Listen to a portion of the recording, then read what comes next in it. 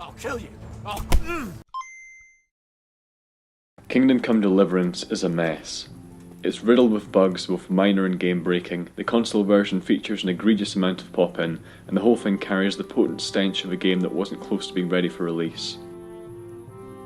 It's yet another example of why pre-orders should be avoided like the plague, and I'm not of the mind that its current state is any more acceptable due to the size of the dev team or the peculiarities of its development. It doesn't matter one jot to me if a game this messy is the result of a one-man band or 1,000 strong behemoth. I don't find this nonsense, to be fair. I admit that I'm not fully aware of the story behind why it released like this, but I also don't know that it should matter. Sure, some context helps when deciding who to blame, but that's not my prerogative. I don't particularly care whose fault this is. That being said, I found myself unable to stop thinking about it, unable to stop talking about it, and unable to stop wanting to play it. Around the 30-hour mark I was pained to discover a game-breaking bug that rendered main story progress impossible. I spent over 2 hours trying to break a pivotal NPC out of his broken state, and my efforts resulted in me being unable to reload my most recent save files. My options were narrowed down to either reloading a save from over 10 hours prior, or giving up on making any main story progress and soldiering on with the exploration and side content. Admittedly, I'd gotten a great deal of enjoyment from the game until the point where it decided to stop working, so it would be pointless for me to spend the rest of this review complaining about how I've been wronged. And anyway, I'm not angry, I'm just really bitterly disappointed. I'm also aware that my experience could well be a minority one, and that my opinion of the game will be tainted by the fact that my time with it has been particularly unfortunate. I'm not the type to think that rigid objectivity is possible, or even necessary at the best of times though, so take that for what you will. So, in Kingdom Come Deliverance, you play as a nobody son of a blacksmith called Henry. From the get-go I loved this premise. I loved the idea of just existing in a world that didn't really care about my character, where I'd never be treated like the centre of this particular universe. And while you may at times find yourself rubbing shoulders with lords and ladies, or entangled in medieval Bohemia's political conflicts, the game does appear to stick to this idea quite admirably. What I found to be even more impressive though, was the way in which this core concept seeps its way into the gameplay mechanics in interesting and novel ways. Initially, Henry is a bit rubbish at everything. He can't handle a sword with any level of finesse, he can't read, and he can't fire an arrow without tearing up his forearm. Eventually, of course, you can learn to do all of these things, but the game certainly takes its time about it. The mostly linear intro took me around 5 hours to get through, and even after that you may find that it takes you a while to feel like you're out of the tutorial phase. Part of the reason for this is that the game has many a complicated mechanic to teach you, and the other reason is that it really isn't out to be a power fantasy. Sure, you can get pretty good with a sword, but even after sufficient training, a single loose arrow or one well-placed attack could spell your slow or very sudden demise. You'll also have to spend some time getting your head around all the different meters that need to be satisfied in order to keep Henry alive. He needs to eat, he needs to sleep, and on occasion he needs to wash himself. NPCs react to your actions in ways that really add to the game's immersive quality. You build a reputation in each town, and within those towns there are separate meters for what each type of the town's inhabitants think of you. Reputation can be lowered greatly to the point where townsfolk will outright refuse to speak to you. Adversely, if you help them often enough, then they'll begin to sing your praises on the streets and even offer you discounts at their stores. Unfortunately, as impressive as this layered simulation is, it constantly feels like it's on the verge of just collapsing in on itself. In fact, it's so precarious that I actively began to avoid doing anything that I thought might result in bugs being replicated.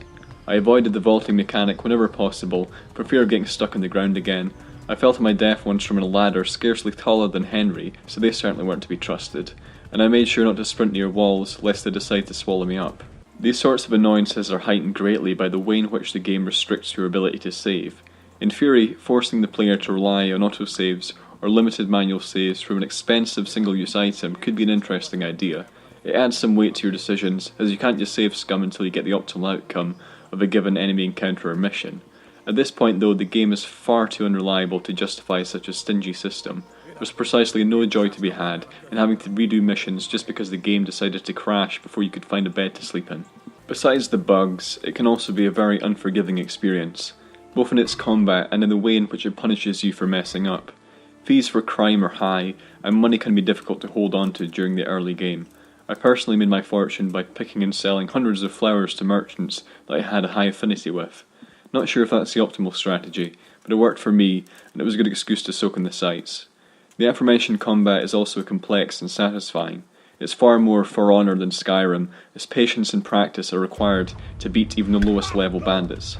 Getting advanced sword practice is an absolute must if you want to understand how it all works, but I feel that many will accidentally miss out on it, as the game doesn't really push you to revisit the early hours weapons trainer.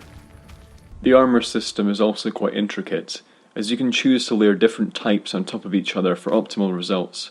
Heavy armor comes with the disadvantage of making you easy to spot, and even easier to hear coming, so it's always best to think ahead in terms of what kit Henry should be equipped with to take on a given mission.